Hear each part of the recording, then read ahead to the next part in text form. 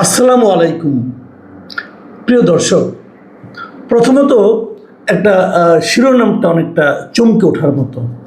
শিরোনাম মানে আজকের ঢাকার একটা পত্রিকা দৈনিক যুগান্তর।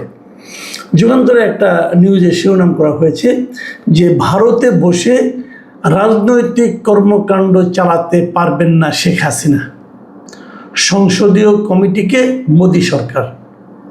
এই শিরোনামটা আমার কাছে একটু চমকপ্রদ মনে হয়েছে যে আসলে এ ধরনের কথা মোদি সরকার সংসদীয় কমিটিকে কেন বলবে, এবং পারবেন না মানে কি, এতদিন পেরেছেন আগামীতে পারবেন না, এ ধরনের কথা।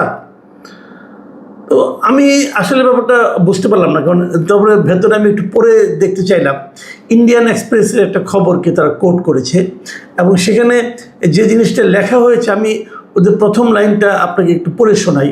তারা লিখেছেন যে ভারতে অবস্থানরত বাংলাদেশের সাবেক প্রধানমন্ত্রী শেখ হাসিনা দেশটির মাটি ব্যবহার করে কোনো ধরনের রাজনৈতিক কর্মকাণ্ড পরিচালনা করতে পারবেন না বলে ভারতীয় সংসদের একটি স্থায়ী কমিটিকে জানিয়েছেন প্রধানমন্ত্রী নরেন্দ্র মোদীর নেতৃত্বাধীন সরকার। দৈনিক যুগান্তরে এভাবেই নিউজটা লেখা হয়েছে, শুরুটা হয়েছে। তারপরে তারা আরও অনেক কথা বলেছেন। তো এটা শুনলে পরে একটু অস্বাভাবিক লাগতে পারে, কারণ কদিন আগেও তো আমরা দেখলাম যে ভারতে বসেই বাংলাদেশের রাজনীতি সম্পর্কে নানা ধরনের কথা শেখ হাসিনা কিন্তু বিদেশের মিডিয়াকে জানিয়েছেন, রয়টার্সকে জানিয়েছেন। আমরা এনডিটিভিকে এর আগে ইন্টারভিউ দিতে দেখেছি। তো ওনারা তো করেছেন, তাহলে আবার চালানো যাবে না, কি যাবে না, কতটুকু যাবে না, কেন যাবে না, এই ডিটেলটা কেন? আমার কাছে মনে হয়েছে যুগান্তরের যে অনুবাদটা এটা একটু মিসলিডিং। আসলে ঠিক এভাবে বলেন, আমি মূল নিউজটা যে পড়েছি এটা এই নিউজটি আবার প্রথম আলোতেও এসেছে। প্রথম আলোর ভাষাটা আবার একটু অন্যরকম। সেখানে তারা বলেছে যে বাংলাদেশ যে শেখ হাসিনার মৃত্যুদণ্ড রায় হওয়ার পর শেখ হাসিনাকে যে ফেরত চেয়েছে সেই বিষয়টা ভারত নয়াদিল্লি তাদের যে সংশ্লিষ্ট কর্তৃপক্ষ আছে তারা খতিয়ে দেখছে। এবং এই কথাটা তারা কাকে বলেছে, কীভাবে বলবো, আমরা জানতে পারলাম যে বৃহস্পতিবার যে ওদের যে ভারতের লোকসভার যে সংসদীয় কমিটি তারা একটা তাদের প্রতিবেদন উপস্থাপন করেন এবং সেই প্রতিবেদনের সুপারিশ ও পর্যবেক্ষণের ভিত্তিতে সরকার যে পদক্ষেপগুলো নিয়েছে সেগুলো তুলে ধরা হয়।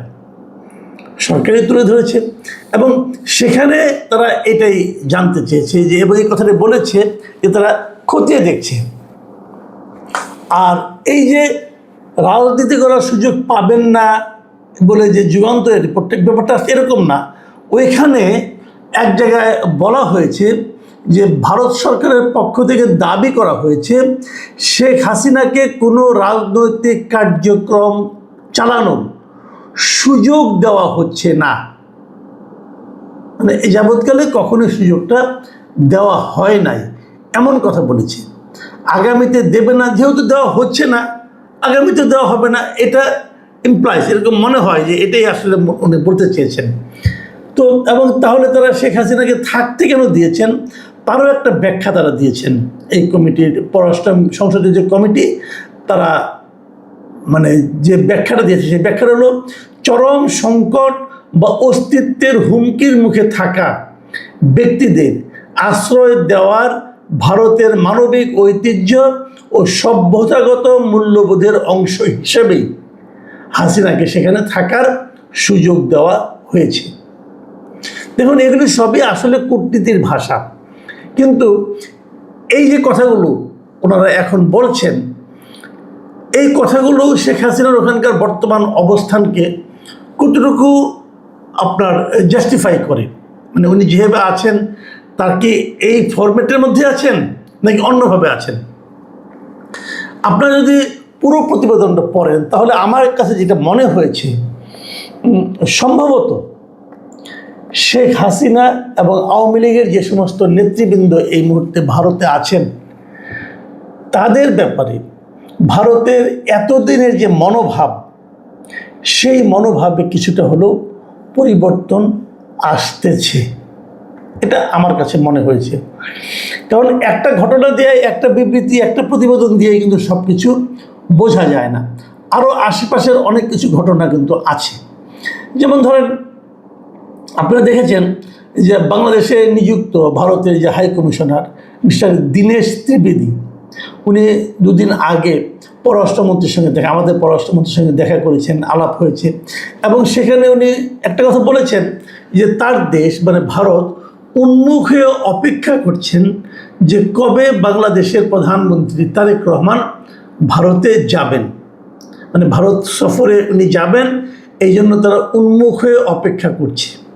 এ ধরনের কথা কিন্তু অন্তর্বর্তীকালীন সরকারের সময় ডক্টর মোহাম্মদ ইউনূস সম্পর্কে তারা কখনোই উচ্চারণ করেনি।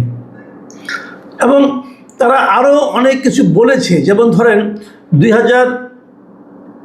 এবছরই 2026 ডিসেম্বরে আমাদের সঙ্গে গঙ্গা চুক্তি কিন্তু মেয়াদ শেষ হয়ে যাচ্ছে, এবং এরই মধ্যে তারা মানে মোটামুটি একভাবে স্পষ্ট উল্লেখই করেছে তারা এই গঙ্গা চুক্তিটা নবায়ন করতে আগ্রহী। তিস্তা চুক্তি নিয়েও তারা বলেছে যে সেটা নিয়েও তারা আগ্রহী।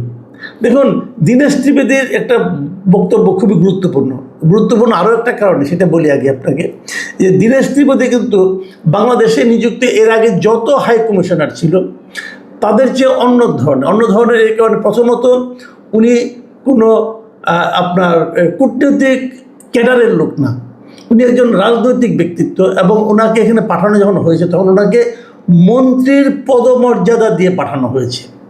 মানে খুবই হাই প্রোফাইলের একজন লোককে এখানে পাঠানো হয়েছে। কাজে উনি যখন কোনো কিছু বলেন সেটা কিন্তু অবশ্যই জরুরি। এই যে ভারতে যে সংসদীয় কমিটি আছে, এই কমিটিটা কিন্তু এরই মধ্যে গঙ্গা চুক্তির নবায়নের জন্য সুপারিশ করেছে, এবং হয়তো এই কারণেই দীনেশ ত্রিবেদী বলেছেন কিন্তু এর মধ্যে বাংলাদেশে মানে পা রাখার পর উনি বলেছেন যে এমন কোনো সমস্যা নেই যার সমাধান সম্ভব নয়। মানে ভারত বাংলাদেশের যে সম্পর্ক, সে সম্পর্কে এমন কোনো সমস্যা উনি দেখছেন না যে সমস্যার সমাধান করা যাবে না। তার মানে ওনারা সমস্যার সমাধান করতে চান। এখন কেন করতে চান, এটা যে মানে খুবই ভালোবাসাজনিত কারণে নাকি উভয় দেশের প্রয়োজনের কারণে, সেটাও কিন্তু আপনাদের চিন্তা করতে হবে। আমি একটা কথা বারবার বলেছি, অনেকবার বলেছি বিভিন্ন সময়, যে একটা কথা মাথায় রাখবেন যে ব্যক্তিতে সম্পর্ক আর রাষ্ট্রের সঙ্গে রাষ্ট্রের সম্পর্ক, এ দুটো কিন্তু আপনি একভাবে মাপতে পারবেন না। কোনো একজন ব্যক্তির প্রতি অন্য দেশের রাষ্ট্রপ্রধান, সরকার প্রধান ব্যক্তি হিসাবে তার একটা সম্পর্ক থাকতেই পারে, সেই সম্পর্কটা খুব ভালো হতে পারে, কিন্তু সেই সম্পর্ক ভালো বলেই রাষ্ট্রের সঙ্গে রাষ্ট্রের সম্পর্ক খুব ভালো হয়ে যাবে এটা কিন্তু সবসময় গ্যারান্টেড নয়। এটা এভাবে হয় না। রাষ্ট্রের সঙ্গে যখন সম্পর্কটা হয় তখন ওই রাষ্ট্রের জনগণের স্বার্থ, এই রাষ্ট্রের জনগণের স্বার্থ, এটাকেই গুরুত্ব দেওয়া হয়। এই যে এখন ভারত মানে সমস্ত সমস্যার সমাধান আছে, আসেন গঙ্গা চুক্তি নবায়ন করি, আসেন ওইটা করি সেটা করি, এটা যে এমনি করতেছে তা কিন্তু না। এখানে কিন্তু ভূ রাজনীতির একটা ব্যাপার স্যাপার আছে। ভূ রাজনীতি কেমন? যেমন ধরেন চীনের প্রথম সফরটা করলো আমাদের প্রধানমন্ত্রী। এই সফরটাকে আমি পার্সোনালি খুব গুরুত্বপূর্ণ মনে করি, যে এটা খুবই বুদ্ধিমত্তা সম্পন্ন একটা সিদ্ধান্ত হয়েছে যে মালয়েশিয়া হয়ে চীনে যাওয়াটা। কারণ আমাদের যে অবকাঠামোগত যত উন্নতি আছে তার সিংহভাগই কিন্তু আমরা করেছি চীনের সাহায্যে, চীনের অর্থায়নে অথবা চীনা প্রযুক্তির মাধ্যমে।